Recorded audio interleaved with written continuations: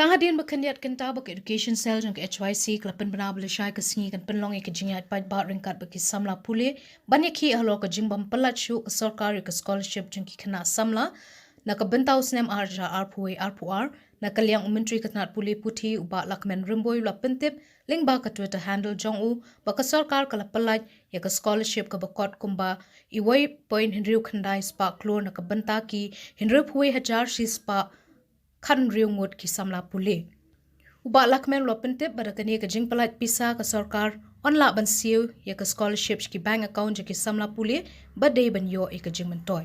The government of Pyllait have released 169 crores 72 lakh 91,678 scholarship to the 61,116 students for the year 2021-22.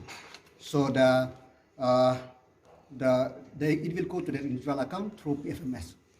See, this is a 90-10 funding.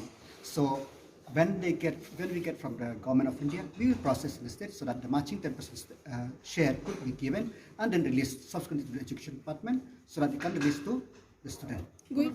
We are not expecting delay, but the thing is that we are moving in the direction that whatever incentive or whatever right of the student, we should be able to keep it.